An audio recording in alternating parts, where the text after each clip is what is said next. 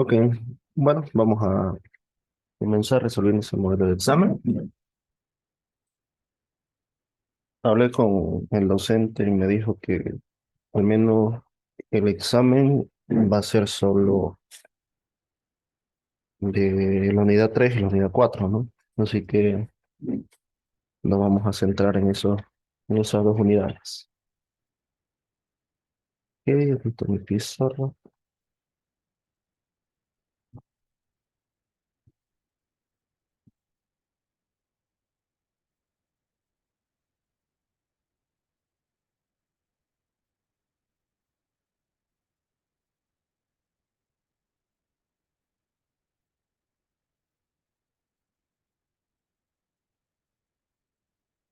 Listo. Bien, entonces, pregunta uno nos dice lo siguiente, ¿no? Tenemos un conjunto E con los elementos uno, 3, 5 y 7, ¿de acuerdo? Y también tenemos una relación R con los pares ordenados X, Y. De tal forma que X es menor que Y. Solo te decía que esa Ya en está. E por E. ¿Listo? Sí. Ahí tenemos nuestra relación. El inciso A nos pide hallar la relación por extensión. Por si acaso, aquí está expresada por comprensión o por definición, ¿no? Cuando tenemos una relación por comprensión, generalmente nos van a dar una condición. En este caso, la condición es que eh, la primera componente es menor, estrictamente menor que Y. En ese caso, ¿cuáles son los pares que cumplen esa condición? Empezando por el uno es menor que 3, menor que 5, menor que 7. Anotamos esos pares, 1,7. Pasamos al siguiente, con el 3. 3 menor que 5 y menor que 7. 3,5, 3,7. Con el 5 únicamente es menor que 7. 5 menor que el 7. Esa es la condición, ¿no? Y quita sus posiciones. Y por último, el 7 no es menor que ninguno de los anteriores. Por lo tanto, ahí terminaría esa relación. ¿Ok? Inciso B. Nos pide hallar R-1. ¿Qué es R-1? La inversa. ¿Ya? R-1 entonces son todos los pares de R, solo que cambiados de lugar. Si esto era 1, 3, va a ser 3, 1. Si era 1, 5, 5, 1. 1, 7, su inversa es 7, 1, y así sucesivamente, ¿no? 5, 3, 7, 3, 7, 5. En este caso no afecta, ¿no? Si hubiera sido A por B aquí, aquí sería B por A, para la inversa. Pero como es un mismo conjunto, no hay problema. Inciso C. Determinar el dominio de R. ¿Qué es el dominio de una relación?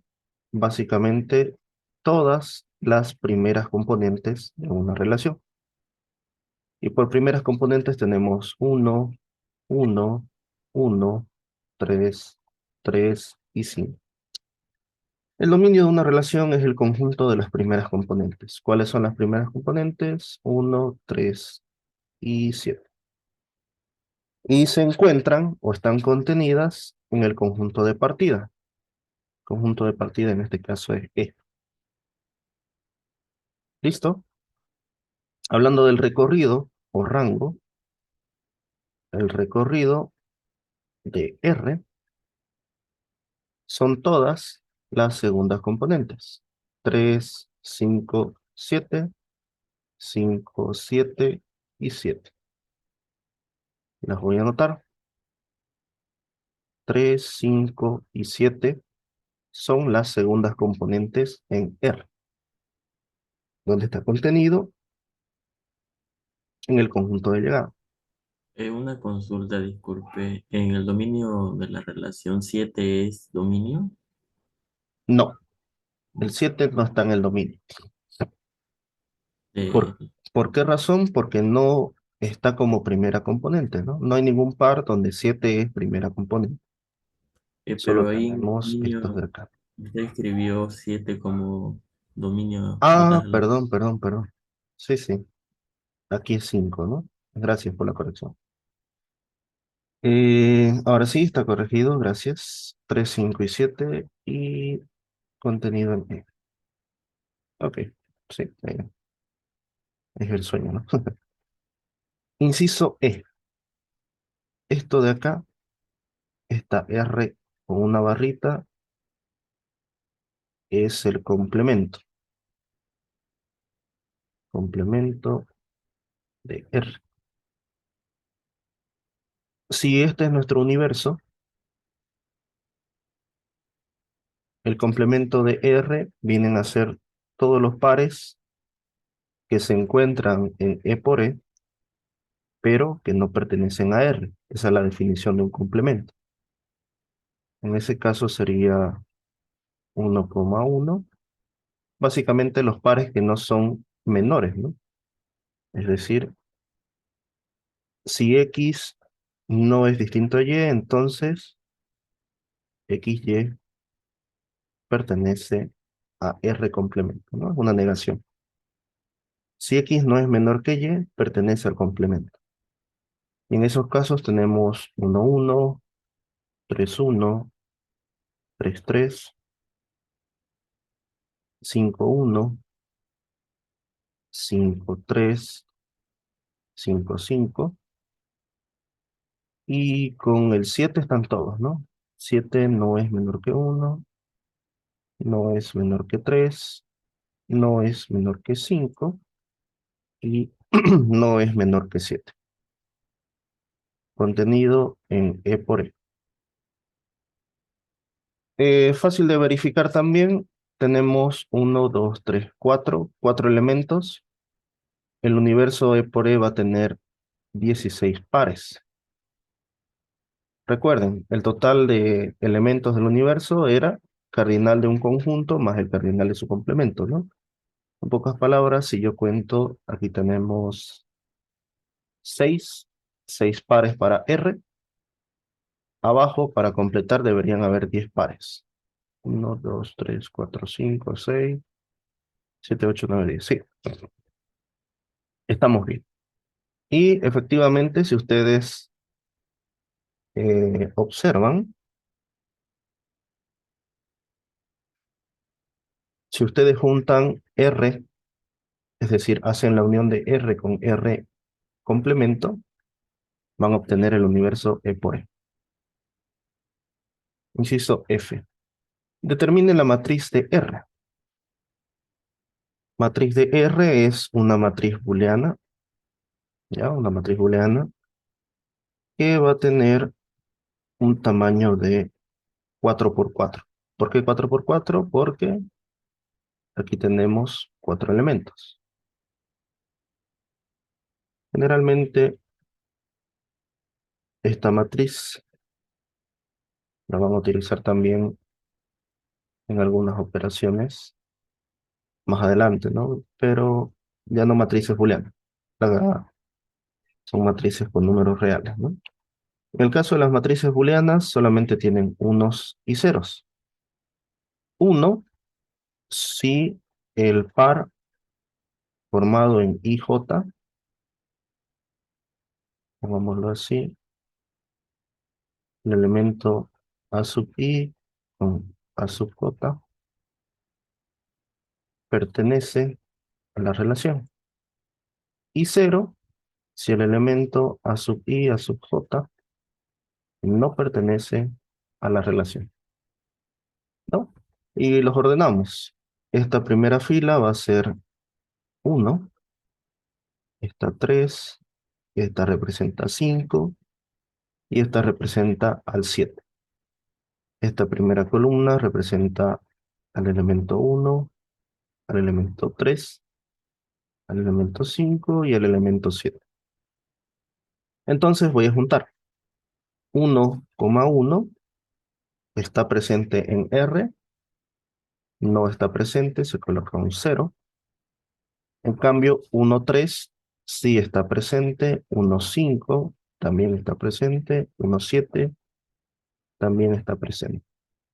El 3,1 no está, 3,3 tampoco, 3,5 y 3,7 sí están, se coloca un número 1. Aquí esto es 0, 0, 0, 1 y esto de acá sería una fila nula. ¿Listo? Ahí tenemos nuestra matriz booleana que representa la relación. Inciso G nos dice construir el dígrafo de R. Para un dígrafo o grafo dirigido, nosotros vamos a representar mediante círculos todos los elementos que contiene el conjunto donde se forma esta relación. En este caso es 1, 3, 5 y 7. ¿Ya? Y vamos a representar los pares mediante flechas. Por ejemplo, 1,3 está representado por una flecha que sale de 1 y termina en 3. 1,5 sería del 1 al 5 y 1,7 sería del 1 al 7. Para el 3 sería 3 al 5, 3 al 7 y por último 5 al 7. Ese vendría a ser nuestro dígrafo de esta relación. Vamos a hacer la tabla de las valencias. Por ejemplo, el vértice 1, el vértice 3, el vértice 5 y el vértice 7. Y vamos a tener grado de entrada, grado de salida y vamos a obtener su valencia. Acá vamos a registrar el total.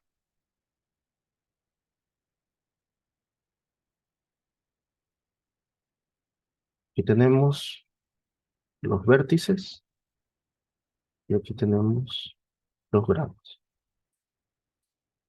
Grados de entrada. Para el vértice 1, ¿cuántas aristas ingresan o entran?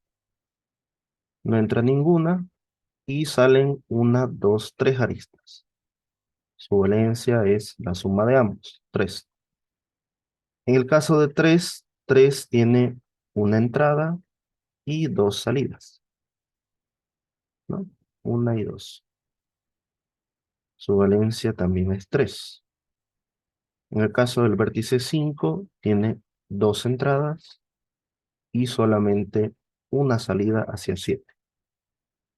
Su valencia es 3. Y para el 7, 3 entradas, ninguna salida. Tenemos entonces 6 y 6, 12. ¿Listo? Ese es nuestro dígrafo. Listo. Primera pregunta del examen, ¿no? Primeros 20 puntos. Bien. ¿Alguna consulta tal vez? Sí, yo, en el inciso E, el de la R por extensión, ¿de dónde sacó el 1, 1,1, 3,1? creí que sería del 1,1, 1,3, así, etcétera, hasta el 7,7. Ya. No, no, no. Te explico. Eh, ¿Te acordás del complemento de A? O bueno, no lo escribíamos así, lo escribíamos así, ¿no? Son las X, donde X pertenece al universo y X no pertenece a A. En este caso, vendría a ser así. Son los pares XY que no pertenecen a R, pero están en el mismo universo. En pocas Son los que palabras, ajá, no se muestran. eh, exacto. Son los que no Vale, están vale. en R. Mira, podías haber hecho la matriz. Los unos representan a R y los ceros representan al complemento, si te das cuenta, ¿no? Puedes revisarlo. Si hacías primero la matriz de una relación, todos los puntos en uno, obviamente son los puntos de la relación, y todos los puntos en ceros, o todos los elementos ceros, vendrían a ser el complemento. Ahí, Vale, ahí gracias. no hay fallo, ¿ya? Ok. Siempre que vean esa barrita arriba, es complemento, ¿no? Es otra forma de notación del complemento. Ok. Veamos el Una siguiente pregunta, ejercicio. ¿qué temas son los que van a entrar al examen? Unidad 3 y 4. Tres y Relaciones cuatro. y funciones. Sí, Ya, gracias. Y una pregunta, ¿el R complemento también se podría tomar como los pares de E, o sea, 1, 1, 3, 3, 5, 5 y 7, 7, y luego los de R inversa? No, no se relaciona. En la inversa con el complemento no se relaciona, pero puedes hacer esto. ¿Qué se llama eso? Una diferencia, ¿no? Sí, Ahí te digo los pares de E por E menos los pares de R. Eso es R complemento. gracias. Sí, unidad 3 y 4. Una pregunta, R complemento es todos los pares que no se encuentran en la relación, ¿no? Correcto, pero están en E por E, ¿no? Sí, En sí, este sí. caso, E por E. Ok, ok, listo, gracias. Ya. Aquí trabajaremos.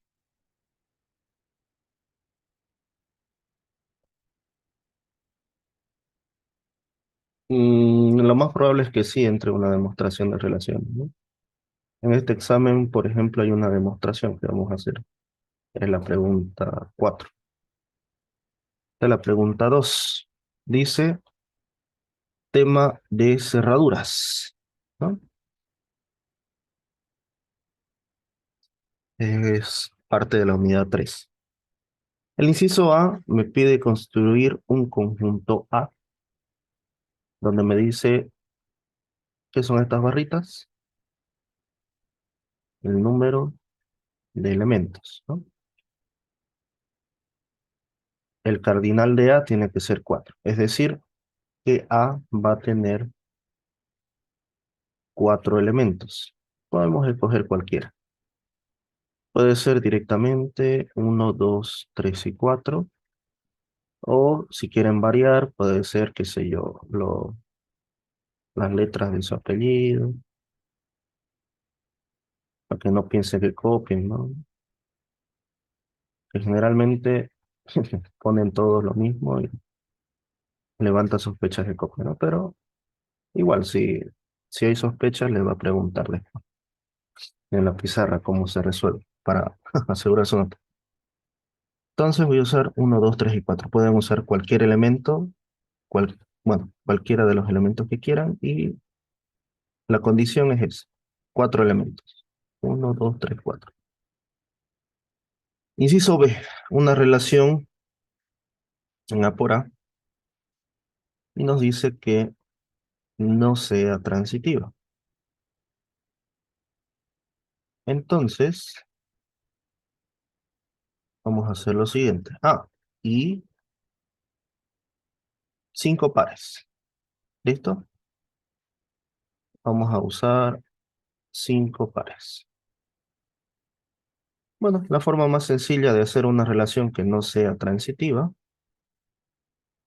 tengo aquí, es crear justamente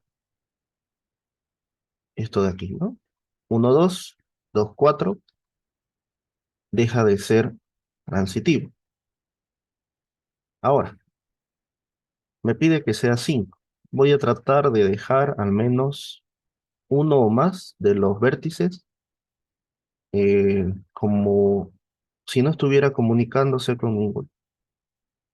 Puedo dejarle un bucle, ¿ya? Y ahí voy 3. Por ejemplo, aquí 1, 2, 3, 4 y acá. Ya, con eso voy a tener suficiente. 1, 2, 2, 4. 1, 2 pertenece a la relación. 2, 4 pertenece a la relación. Entonces, si quiero que sea transitivo, ¿qué debe ocurrir? 1, 4, que es la composición, ¿no? Debe pertenecer a R. Pero 1, 4 no pertenece a R. No hay una flecha acá. Por lo tanto, esto es falso. Verdadero, entonces falso. Falso, ¿no? Entonces, no es transitivo. Voy a copiar esa relación. ¿Qué pares tiene la relación? Reviso el grafo que acabo de hacer. 1, 1, 1, 2, 2, 2, 2, 4. Y por último, 3, 3. ¿Listo? No tengo más pares. Contenido en A por A. Inciso B. Ahora, ¿por qué hice esto? Bueno, siempre es bueno leer las preguntas completas y siempre hacer lo que les sea más familiar o sea más fácil, ¿no? En este caso, el inciso C, me piden que con la relación construida en el inciso B, hallemos la cerradura transitiva.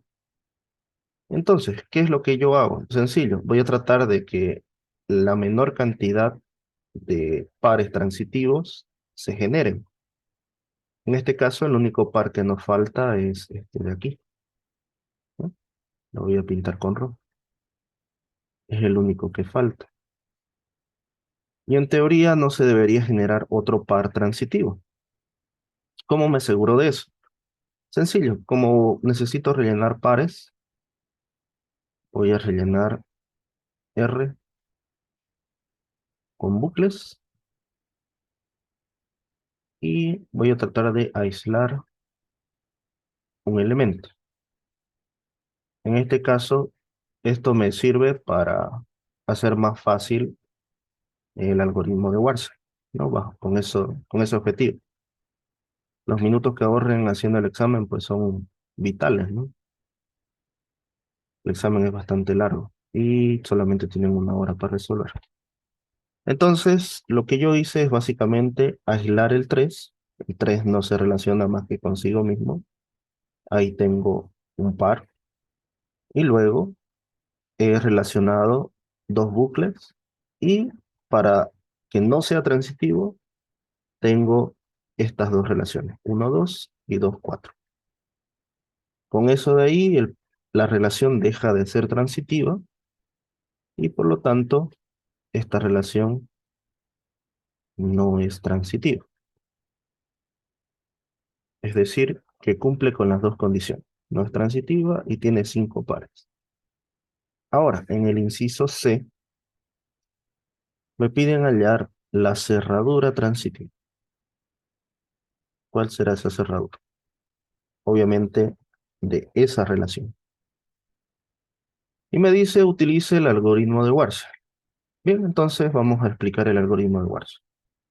La matriz de una relación que no es transitiva, en este caso es R, vendría a ser la matriz inicial del algoritmo de Warshall. Lo voy a copiar por acá. Tenemos 1, 0 y, perdón, mejor anotamos aquí arriba. 1, 2, 3, 4. 1, 2, 3 y 4. ¿No? 1, 1 pertenece. 1, 2 pertenece. 1, 3 no pertenece y 1, 4 tampoco pertenece. 2, 1 no pertenece. 2, 2 sí pertenece. 2, 3 no pertenece y 2, 4 también pertenece. Por último, tenemos 3, 1 no pertenece. 3, 2 tampoco pertenece. 3,3 sí pertenece. Y vendría a ser nuestro último elemento, ¿no? Y de 4 se han dado cuenta que no sale ninguna flecha. ¿Ya? Ahora, esto de esta matriz que tenemos aquí, una matriz booleana, me va a permitir, mediante el algoritmo de Warshall, encontrar pares transitivos que nos faltan. ¿De qué forma? Vamos a situarnos acá. Estoy en la matriz Warshall sub 0. La siguiente matriz es Warshall 1. Y este 1 me indica que vamos a revisar los elementos de la primera fila, primera fila, donde tenemos un número 1. Tengo un número 1 en 1, lo anoto. Tengo un número 1 en 2, también lo anoto.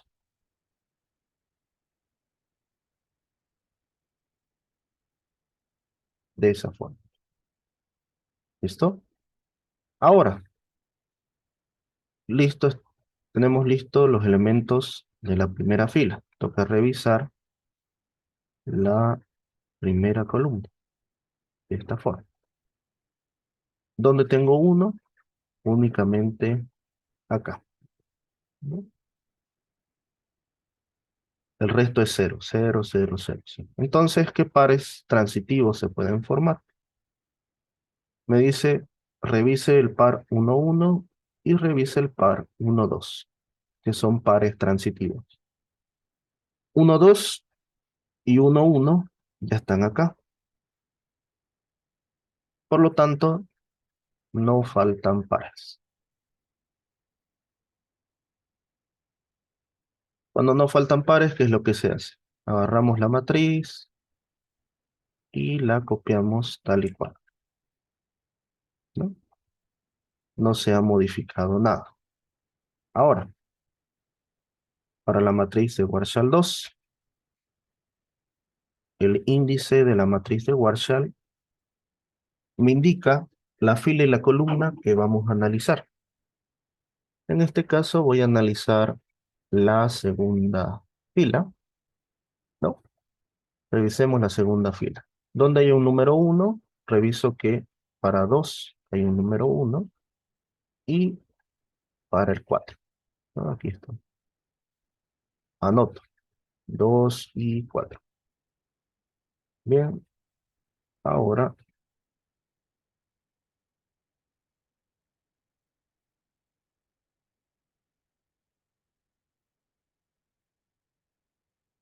no quiero. Ya. Aquí vamos a usar la segunda columna, ¿no? Estamos buscando los pares faltantes para la matriz Warshall 2. Y bueno, aquí los tenemos marcados. Tenemos un 1 aquí, un 1 y un 1 en 2. Ya anoto. Tengo 1 y tenemos 2. ¿Qué parece forma? 1, 2, 1, 4, 2, 2 y 2, 4. Reviso estos pares. 1, 2 ya está presente. 1, 4. 1, 4 es este elemento de aquí. Como está en 0, sé que el par no pertenece, pero este es un par transitivo, me dice el algoritmo. Entonces, hay que añadir ese par. Lo voy a marcar para acordarme que ese par se tiene que volver 1. Seguimos revisando. 2, 2, ya está. 2, 4, también.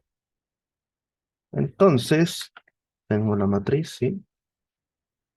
¿Qué es lo único que ha cambiado en la matriz? En lugar de 0, 1, 4 va a ser 1. Y van a ver que es el único par que se va a aumentar. Seguimos haciendo. Seguimos con la siguiente matriz de Warshall, que es Warshall 3. Y reviso la tercera con la tercera, ¿no? ¿En qué posición tenemos el 1? Para las filas, la tercera fila, y para las columnas, un 1 en la tercera columna. ¿Cuál es el par transitivo que se forma? 3,3, y 3,3 ya está presente. Entonces, voy a tomar la matriz. Como no ha cambiado nada, copiamos de nuevo la misma matriz.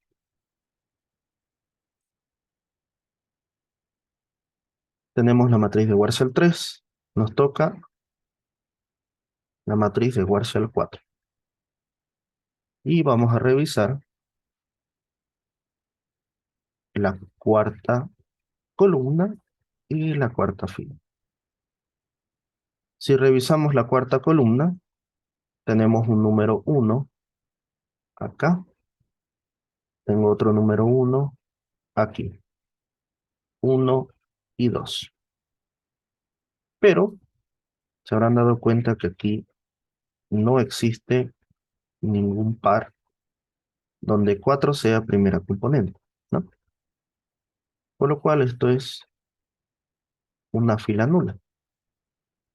Y cuando tenemos una fila o columna nula, automáticamente se copia la misma matriz. ¿Listo? Y ahora sí.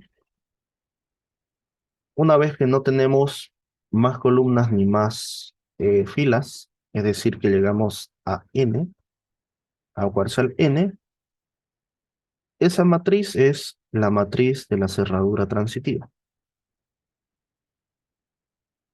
Y de ahí sacamos los pares. ¿Qué pares son? 1, 1, 1, 2. ¿Cuál es el par que se añadió? 1, 4. Y después sigue siendo lo mismo, ¿no? 2, 2, 2, 4. Y por último,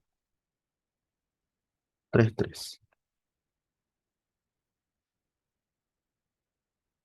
Esa es mi cerradura transitiva.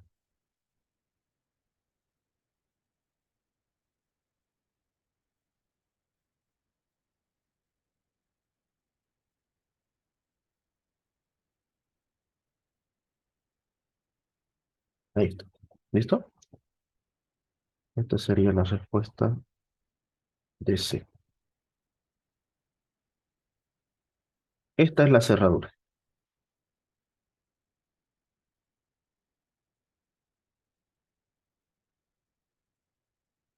Esta no. Esta es una matriz de la cerradura. Varios en el examen he visto que han dejado solamente la matriz, ¿no? Y les va a poner la mitad. Y eso a veces le coloca 0. Porque esto no es la cerradura. La cerradura es todos estos pares, ¿no? Es la mínima expresión que contiene a R. Todos estos pares son de R. Y además cumple con la propiedad indicada. En este caso, les puedo asegurar 100% que esta relación R sub T es transitiva. Contenido en Apora. ¿Listo? Bien, ¿alguna consulta tal vez?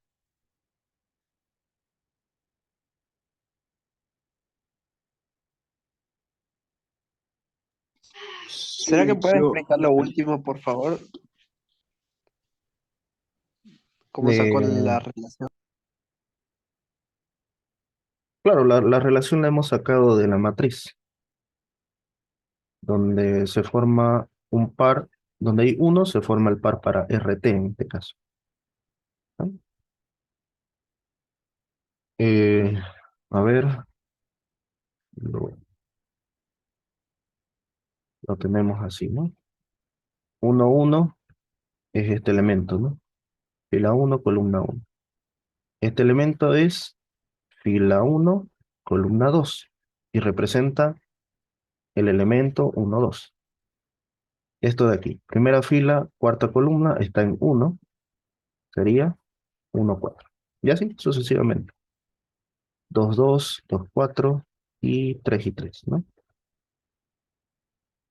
Esos serían los pares que representa esta matriz. Listo, gracias. Ok. Listo, tenemos los siguientes 20 puntos. Acá tenemos otro ejercicio, igual sobre 20 puntos, que nos dice lo siguiente, ¿no? Sea de conjunto de divisores del 64.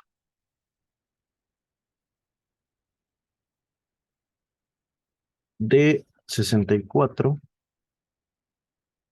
son los divisores de 64 menos. Está el 1, el 2, el 4, el 8, y más, 16, 32 y 64. Creo que no hay más divisores. Solo se compone con números 2. 2, 2 y 1. Ahí está. Sus divisores son el 1, el 2, el 4, el 8, 16, 32 y 64. Sí, está bien. Para estar seguros, si multiplican los extremos, les debe dar 64. Obviamente, este consigo mismo, ¿no? 8 por 8, 64. Ok, entonces, esta es, eh, este es el conjunto de 64. Inciso A. Construya el diagrama de Hayes, me dice. Diagrama de Hayes,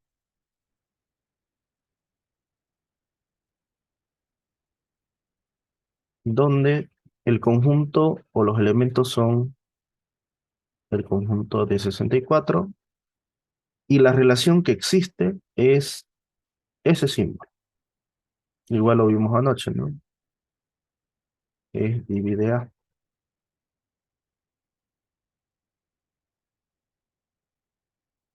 Ejemplo, el 2 divide a, qué sé yo, a 6, ¿verdad? ¿No? Si saco el valor de verdad de esto, 2 divide a 6 es verdadero. Pero si digo 3 divide a 7, sería falso, ¿no? El 3 no divide al 7. Si tuvieran que programarlo para que un número divida a otro, tenemos, qué sé yo. A ver, si A es divisible entre B, aquí está el cociente, ¿no? Y este resto se le llama, ajá, el mod, ¿no? El famoso mod. Si el resto es igual a 0, sabemos que B divide a A, ¿no? Y si es distinto de 0, obviamente no divide, ¿no? no es divisible. En este caso, el número 1 se darán cuenta que divide a todos, incluido el propio número 1. Entonces, a ese número lo voy a situar acá, aquí abajo. Si hablo del 2, el 2 se divide a sí mismo y a todos los demás. Puedo conectarlo de esta forma. 1, aquí colocar el 2. Y si se dan cuenta, el 4 ocurre lo mismo. También con el 8, con el 16, con el 32 y el 64 solo consigo mismo.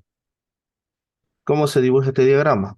1 divide directamente al 2, 2 divide al 4, 1 también divide a 4.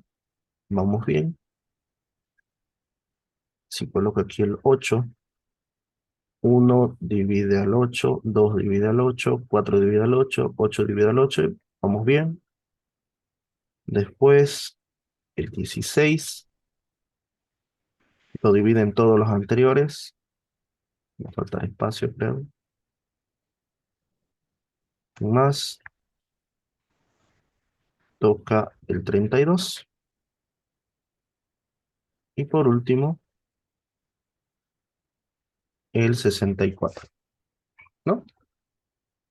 Y se cumple lo siguiente. El 1 divide a todos, el 2 divide a todos los de arriba, el 4 todos los de arriba, el 8, 16, 32 y 64. Este es su diagrama de Hayes. Ahora, de este diagrama de Hayes nos piden hallar lo siguiente. Hallar si existen, dice. Inciso B, elementos minimales, elementos minimales y maximales. ¿Ya? Entonces, si hablamos de los minimales,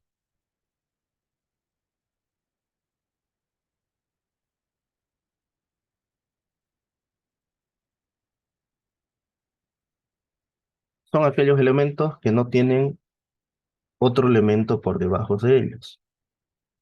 En este caso sería el 1. En el caso de los maximales, son los elementos que no tienen más elementos por arriba de ellos. Vendría a ser el 64. ¿No? No tienen más elementos que se relacionen por encima de ellos. C, me pide elementos máximo y mínimo. En el caso del elemento máximo y del mínimo, si existen, son únicos. No existen dos máximos o dos mínimos o tres o más, ¿no? Solamente puede existir uno. En el caso del máximo es el elemento que está relacionado absolutamente con todos los anteriores elementos y además de eso se encuentra por más arriba del diagrama. En este caso sería el 64. ¿No? Y el mínimo tendría que ser similar, pero es el que se relaciona con todos y se encuentra por debajo de él, ¿no? Por debajo de él no se encuentra nada. Vendría a ser el número 1 en este caso. Cuando existe máximo y mínimo, siempre van a coincidir con el maximal y con el minimal, ¿no? Máximo con maximal y el mínimo con el minimal. Inciso D. Las cotas superior e inferior de 8, perdón, de 4, 8 y 16. Tenemos entonces esto de acá.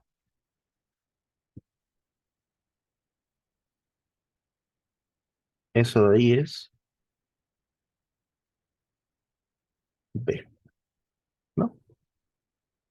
Para B igual a 4, 8 y 16, me piden lo siguiente. Cotas superiores e inferiores. Cotas superiores. Cotas inferiores. Para las cotas superiores de B vendrían a ser todos los puntos que se pueden alcanzar a partir de los tres elementos de B. En este caso creo que mejor de esta forma. Ahí, eso es B. ¿Qué puntos podemos alcanzar con estos tres? Obviamente el 4 no lo alcanza el 8, tampoco lo alcanza el 16. Todas las rutas, recuerden que son, o todos los recorridos que se pueden hacer, solamente hacia arriba, jamás hacia abajo. Entonces, el 4 no es un sitio que esté directamente relacionado con 8 con 16, ¿no? El 8 tampoco, pero el 16 sí. Es decir, 4 divide el 16, 8 divide el 16, 16 divide 16, y estos 3 a su vez dividen el 32 y el 64. Esas vendrían a ser las cotas superiores. 16, 32 y 64. En cambio, las cotas inferiores vendrían a ser aquellos números que se relacionan directamente con los tres de B, ¿no? Los tres elementos de B. No siempre van a ser tres, ¿no? Pueden ser dos, pueden ser cuatro. En general, los que se relacionan, en este caso la relación es divide, ¿no? Son los números que dividen a todos los elementos de B. En este caso sería el 1. Indiscutiblemente el 1 divide a 4, 8 y a 16. El 2 también. El 2 divide a 4, a 8 y a 16. ¿Y qué dicen del 4? ¿Será que el 4 divide a los 3? Sí, ¿no? 4 divide a 4, 4 divide a 8, 4 divide a 16. También se considera una cota inferior. Y el 8 ya no se considera una cota inferior, porque el 8 no divide al 4. No cumple la condición, ¿no? De que se relaciona con todos los elementos de B. ¿Listo? Por último, nos piden la mínima cota superior y la máxima cota inferior. Mínima cota superior. Y la máxima cota inferior. Es decir, de todas las superiores, necesito la mínima, la que está más próxima a B. En este caso es 16. ¿No? De hecho, está dentro de B. Y lo mismo, de las cotas inferiores, la máxima es la más próxima al conjunto. En este caso es 4, que también forma parte de B. Y bien, ahí está el ejercicio número 3. Tenemos justamente concluido el ejercicio 3. ¿Ok? ¿Alguna consulta tal vez? Una pregunta, ¿qué es una látice? Látice. Buena pregunta. Eso sí va a entrar al examen. En en este modelo justamente no hay látice, pero vamos a comentarlo acá. F. Este es un ejercicio bastante largo para hacerlo por látice, pero supongamos que sí lo pregunto. Es látice, entre paréntesis, retícula, De entrada, la respuesta es sí, ¿no? Obviamente, ¿cuáles son las condiciones? Hay ciertas condiciones. Debe existir un máximo y debe existir un mínimo. ¿Existe el máximo y el mínimo? Sí existe. El máximo es 64 y el mínimo es 1. Ambos elementos existen. Segundo, nos dice que para B contenido en D64, donde B tiene dos elementos, ¿no? Para todo subconjunto B de D64 de dos elementos, se cumple lo siguiente. Tiene MCM, perdón, MCS y MCI, ¿no? Cada par, por así decirlo, cada par de elementos que pueda tomar de todos estos debe tener mínima cota superior y máxima cota inferior. En este caso, a ver cuántos pares se van a formar. Mm, mm, mm, mm, mm. Es 6 por 5 sobre 2. Son 15. No, no es muy largo. Vamos a hacer. Vamos a partir. Voy a copiarme de 64 por acá. Voy a llevarme esta otra hoja porque no va a entrar. Y me voy a llevar una copia de esto. Ahí, para guiarme. Ok, ahí está mi diagrama de Hayes. Y vamos a hacer la segunda parte. Lo voy a escribirme.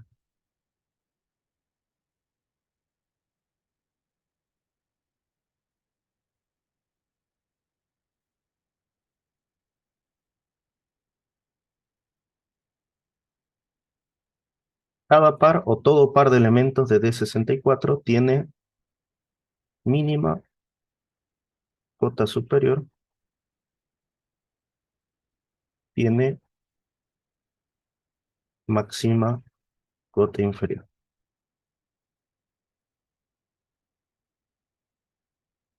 ¿Listo?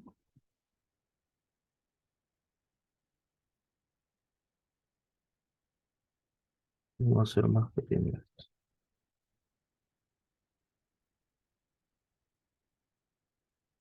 Ahí está. Vamos por acá. Menos por acá. Ahí. Esto se puede escribir de dos formas. A ver, quiero recordar algo. Si no me equivoco, si no me corrigen,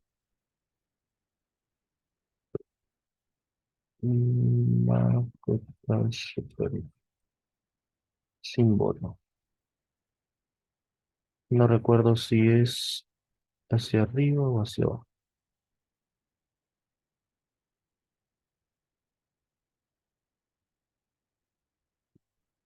Yo tengo los apuntes. A ver.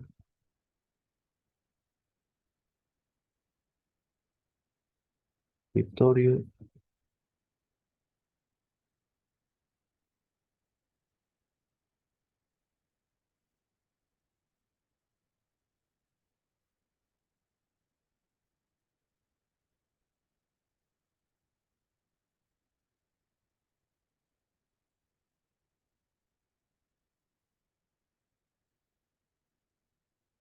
Aquí.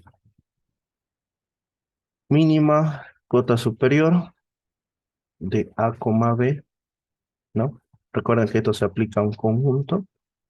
Se escribe de esta forma. A o B. Y máxima cota inferior, si tiene sentido. A, B, Se escribe así. Representan lo mismo prácticamente, ¿ya? Pero es para ahorrarnos, ¿qué se llama? Para ahorrarnos de escribir tanto, ¿no? Ahora, hagamos la prueba. Básicamente hay que agarrar todos los posibles pares de acá y verificar que tienen mínima cota superior y máxima cota inferior. Por ejemplo, uno, lo voy a agrupar aquí abajo. Empezamos con 1 y 2. 1, 2, 1, 2. Mínima cota superior de 1 y 2. ¿Cuál sería? Estamos con estos dos. ¿Cuál es la mínima cota superior de esos dos? Sería 2. Y la máxima cota inferior sería 1. 1. Tenemos el primer par.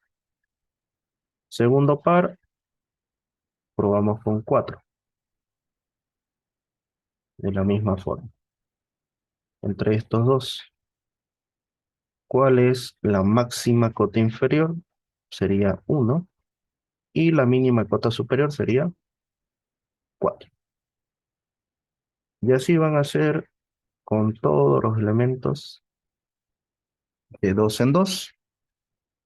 Esto va a ser 8, 1.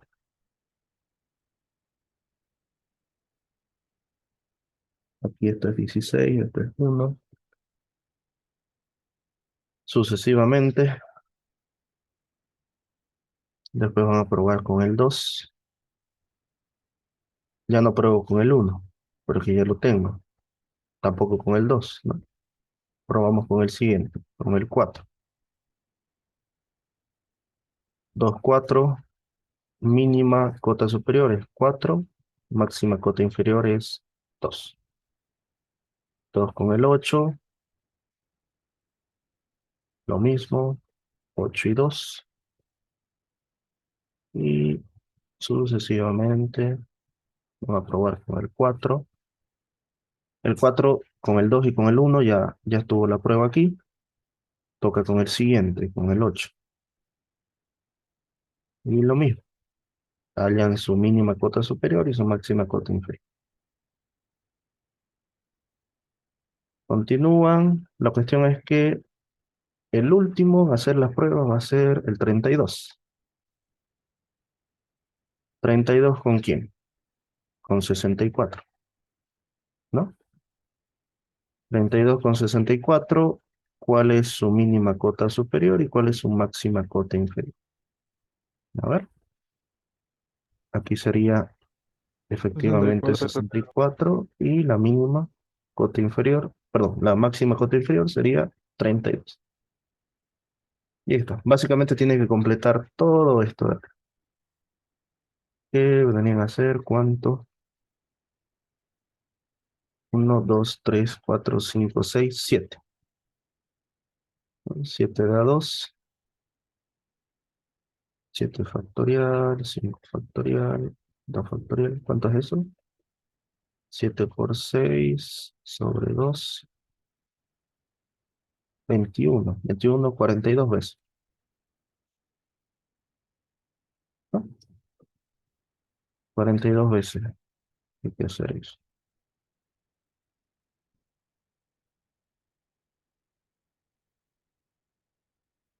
¿Listo? Estos son, o mejor dicho, esta es la prueba que se hace para ver si es látiz. Si todos tienen, dicen, por tanto, es látiz. O entre paréntesis retículo, ¿no? Porque cumple los dos. La respuesta es obviamente sí, sí es una látiz, ¿no? Pero el procedimiento es rellenar esto. Me imagino que si les preguntan no va a ser un diagrama tan grande. O bueno, eso espero. ¿Listo? Ok, ok. Esa es la pregunta 3 y esto es un extra, ¿no? Que pueden, de hecho sí va a entrar, lo va a preguntar. Va a preguntar si es látice o no. Pregunta 4.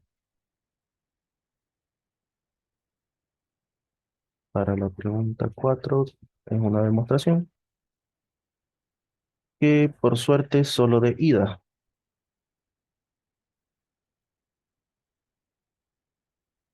A ver, aquí está. Solución.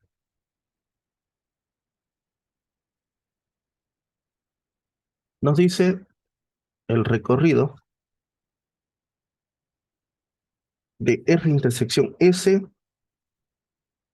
es subconjunto del recorrido de R intersectado con el recorrido de S.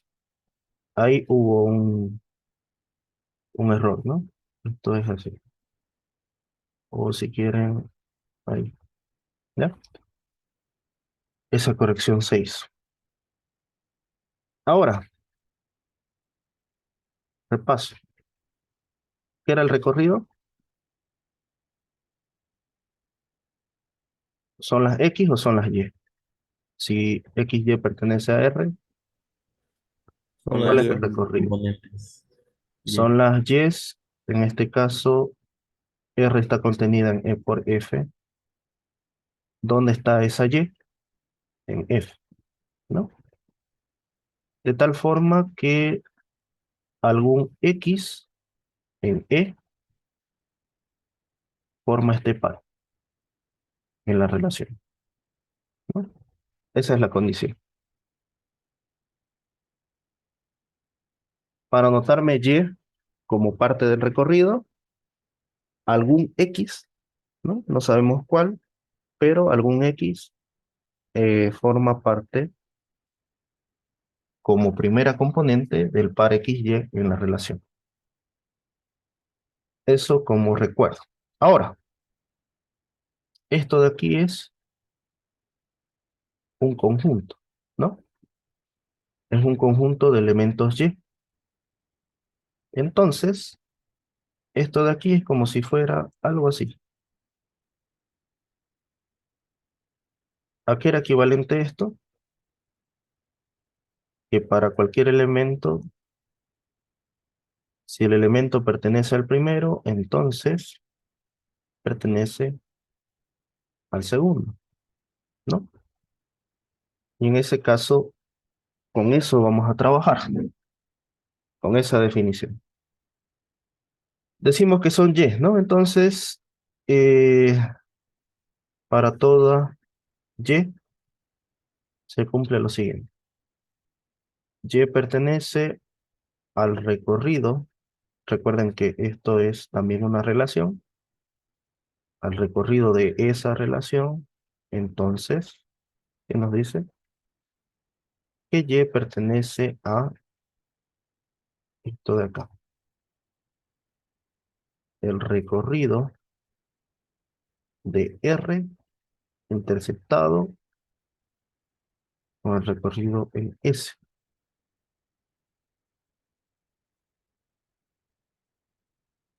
Ahí lo tenemos, ¿no? De aquí voy a hacer una especificación universal y solo voy a tener esto de acá. ¿Qué es lo que hay? Una condicional. Entonces, voy a hacer demostración condicional. ¿Cómo se hace demostración condicional? Sencillo. Tomamos el antecedente como verdadero.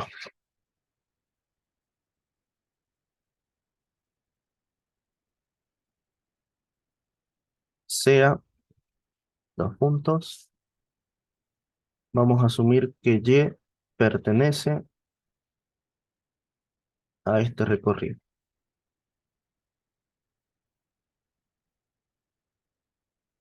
Y vamos a hacer implicaciones lógicas. Primera implicación. Si Y pertenece a este recorrido, es decir, Y está dentro de este conjunto, se cumple esta condición, ¿no? Que Y sea elemento de este conjunto es suficiente para decir lo siguiente, que existe X, esa X está en E, obviamente, pertenece al conjunto de partida, de tal forma que XY pertenece a la relación. Recuerden, ¿no? Esta R es la que estaba acá. Si esa R la cambio, por ejemplo, por una S, aquí, ¿qué se cambia? Esa S también, ¿no? Si aquí fuera R intersectado con S, como es el caso de acá, aquí sería R intersectado con S también. Por eso lo anoto así. ¿Listo? De esa forma. 2. Voy a copiar hasta ahí, igual. ¿Y qué es esto de aquí? Un par pertenece a la intersección. Este elemento, tomémoslo como un elemento, son pares ordenados, pero pertenece a esa intersección. Podemos escribir lo siguiente. Si pertenece a la intersección, pertenece al primero y también pertenece al segundo. De esa forma. Cerramos. ¿Listo? Ahora, ¿se acuerdan de esto?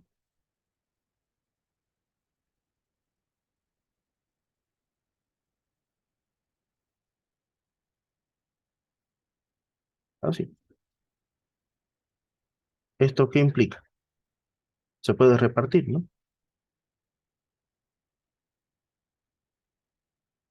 Se reparte el cuantificador.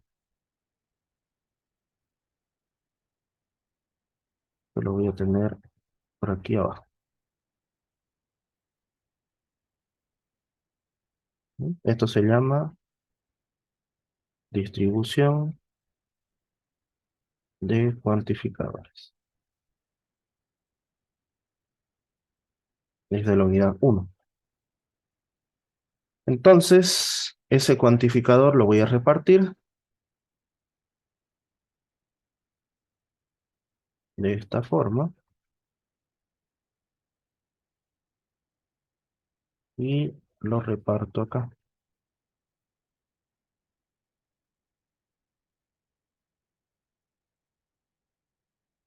XY pertenece a S. ¿No? Podemos, bueno, debemos ir anotando las justificaciones, no nos olviden eso. De la primera es definición de recorrido. De la segunda, definición de intersección, ¿no? Hemos utilizado la definición de intersección.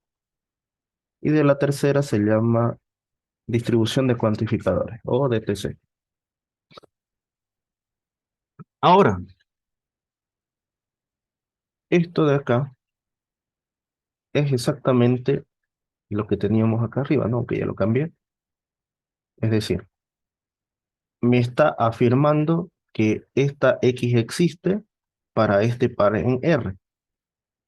¿Qué podemos revisar de Y?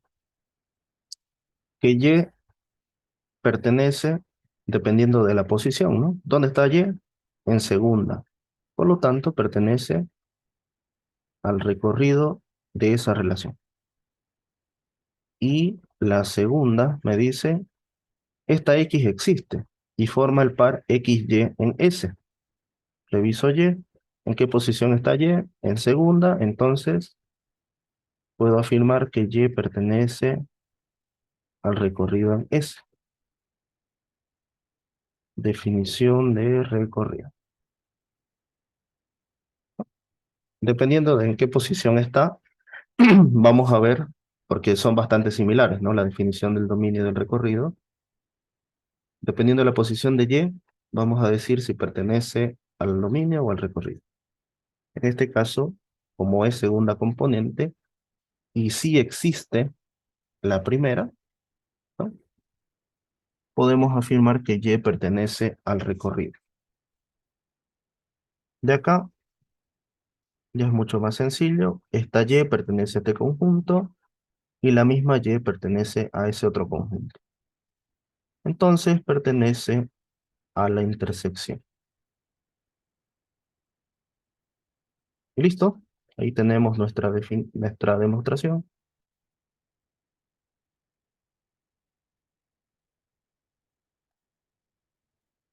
¿Qué decimos? Por tanto, tenemos lo siguiente, ¿no? Antes del por tanto, eso es aparte. Por demostración condicional, tenemos que si Y pertenece al recorrido de la intersección, entonces Y pertenece al recorrido de R intersectado con el recorrido de S. De aquí, el recorrido de R intersección S, incluido en el recorrido de R intersectado con el recorrido de S, ¿no? Y ahí queda demostrado. Básicamente, con esta demostración condicional se demuestra esa inclusión. ¿Listo?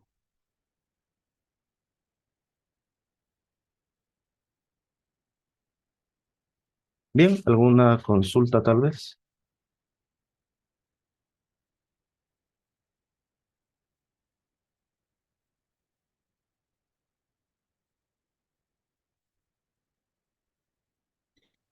Disculpe, yo tengo una pregunta, pero no tiene que ver con las preguntas.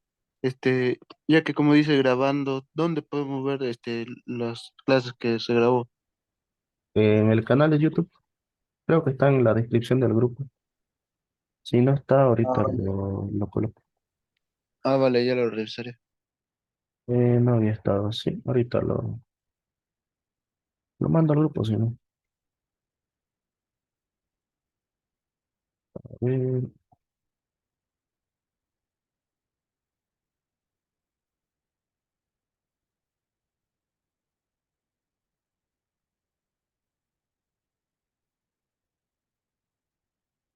acá, ese es el canal.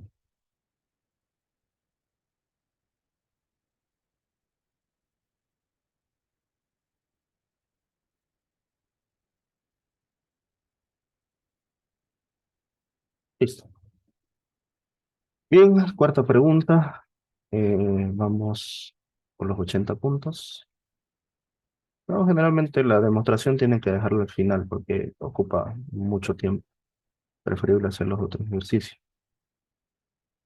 Eh, la quinta es una función, si no me equivoco. Sí, es una función. Para la función me dice lo siguiente.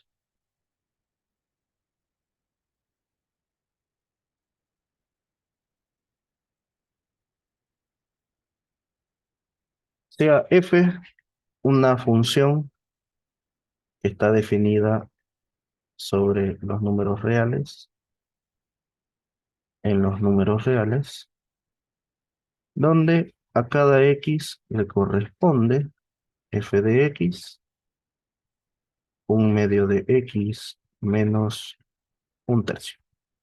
¿Listo? Inciso A. Demuestre que f es inyectiva. Perdón, biyectiva. F es biyectiva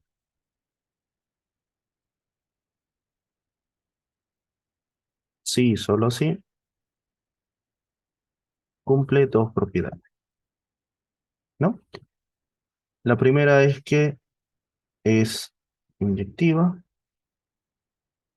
obviamente me refiero a F, y F es sobreyectiva.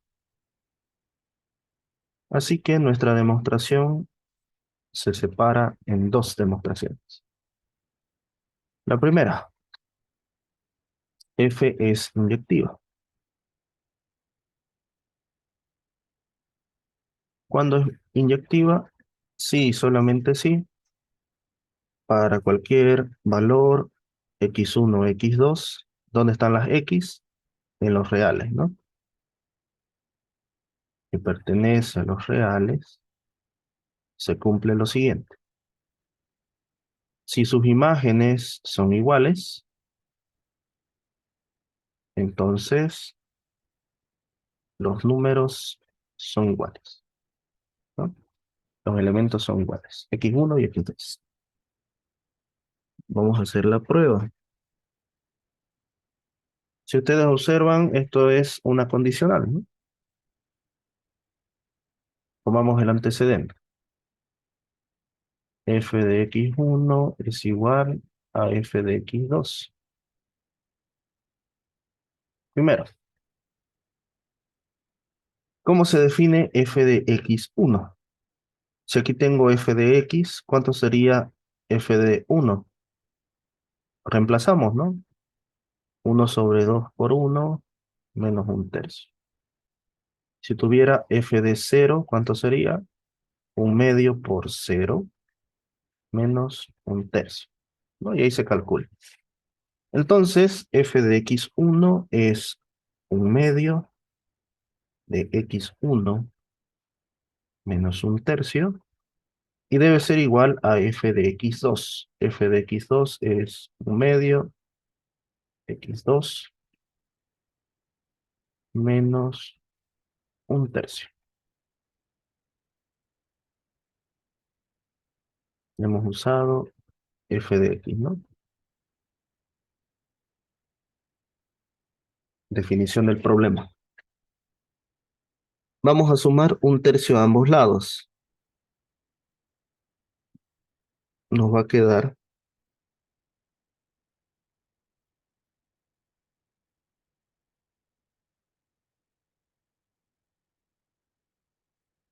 eso de ahí, ¿no? Ambos libres.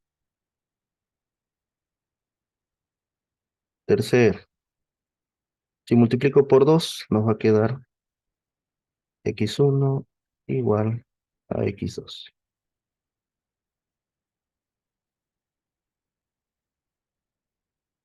Igual ambos límites, ¿no? ¿Listo? Por demostración condicional me queda lo siguiente. F de x1 es igual a f de x2. Entonces, no es necesario esto.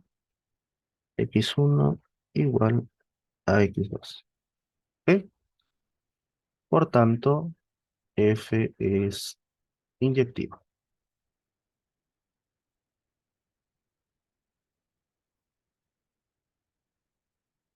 Prueba 1 completada. Hacemos la prueba 2. F es sobreyectiva. Y F es sobreyectiva, sí, solamente sí, para todo Y de las imágenes están en R. Existe X en los reales, de tal forma que Y es F de X, ¿no? Es decir, que todas las Y forman parte de la función, ¿no? Y de otra forma, F es sobreyectiva si el recorrido era el conjunto de llegada, ¿no? Pero lo vamos a probar con esta definición de acá. Para todo Y que pertenece a los números reales, existe algún X también de los números reales o del conjunto de partida, donde Y es igual a F de X. Hagamos la prueba. Supongamos que Y es igual a F de X. De aquí, Y es 1/2 de X menos 1/3, ¿no? 1/2 de X menos 1/3. ¿Qué es lo que se hace en esta primera parte? Vamos a despejar Y. Perdón, vamos a despejar X. ¿No? Y ya está despejado. Si despejamos X, nos va a quedar 2 veces Y más 1/3 igual a X. ¿No? Ahora, vamos a reemplazar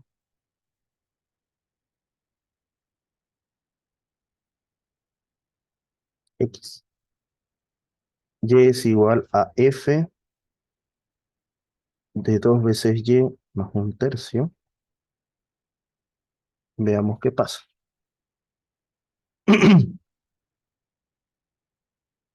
Aquí vemos que existe X, ¿no? Veamos si esa X hace cumplir que siempre es igual a Y. Entonces vamos a aplicar un medio de esto de aquí es el argumento, lo copio, eso es mi X en este caso, y habrá que probar si realmente se cumple la igualdad, ¿no? Si realmente Y es igual a F de X. Entonces esto es Y más 1/3 menos 1/3,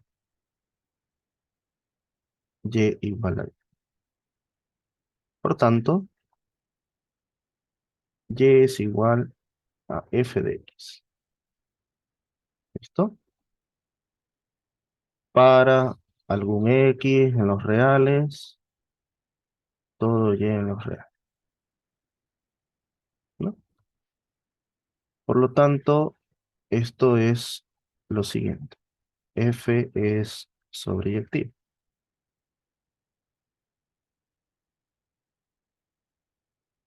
¿Mm?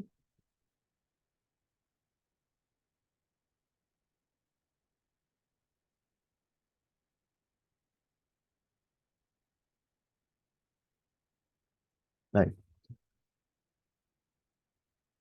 Entonces, conclusión.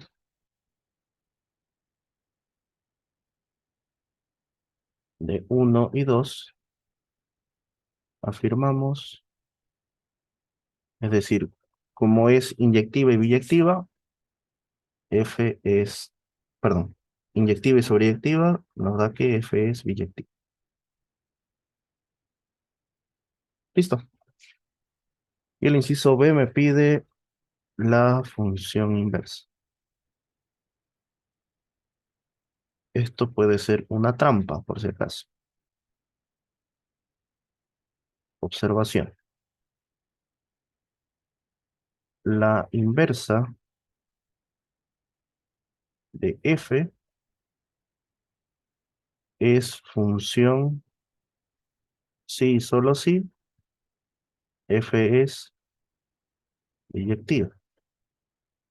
En otro caso, no se le llama función inversa, se le llama la relación de la inversa de f. En este caso, sí es una función, se puede escribir de esta forma, donde a cada x le corresponde una inversa. Hay que calcular esa inversa. Sencillo, aquí la tenemos. Hallamos este valor, ¿no? Resulta ser que al despejar x, despejo x de f de x igual a y, y después voy a intercambiar x con y, ¿no? Me va a quedar y igual a 2 veces x más 1/3. Sería algo así. Entonces, esa es mi función inversa. La copio. 2x más 2/3.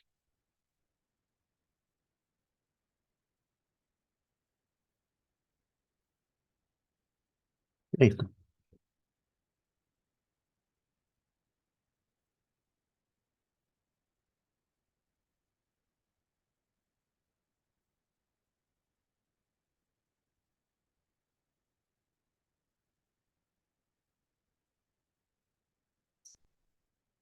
Y listo.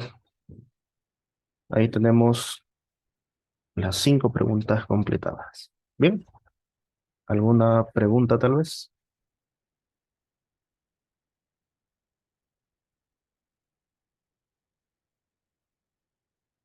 Y dice propiedades de las equivalencias, claro.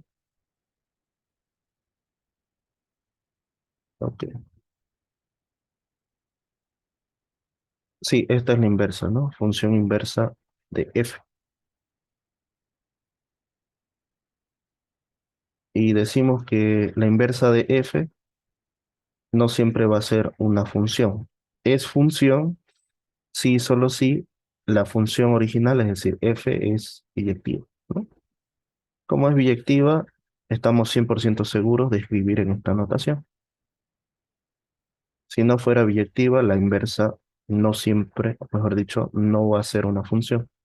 Sería simplemente una relación, ¿no?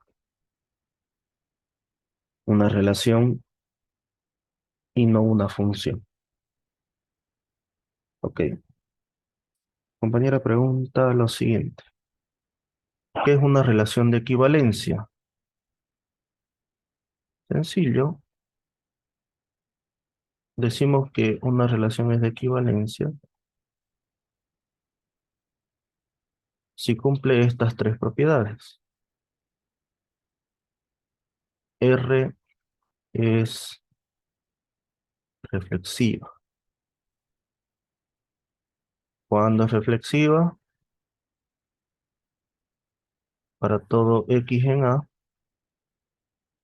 XX pertenece a la relación, ¿no? Voy a achicar esto un poco. Vale.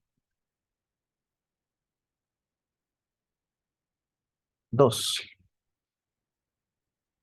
R es simétrica. Cuando R es simétrica, sí, solo si cualquier XY de A nos dice lo siguiente. Si X, Y pertenece a R, entonces su inversa también pertenece. Y, X también pertenece a R. Y tercero, R es transitiva. Sí, solo sí, para cualquier X, Y, Z de A, si se cumple lo siguiente. X, Y pertenece a R y Y, Z pertenece a R, entonces, ¿qué ocurre? ¿No? Es como si tuviera de X a y de Y a Z. ¿Cuál es el par transitivo? XZ también pertenece a R. Ahí está. Esas son las propiedades. Propiedades de una relación de equivalencia. Una relación de equivalencia entonces tiene esas 3 propiedades, ¿no? Que bueno, para no hacerlo más largo lo coloqué aquí al lado. A ver, reviso si no hay error de comas. Sí, está todo bien. ¿Ok? ¿Alguna otra pregunta tal vez?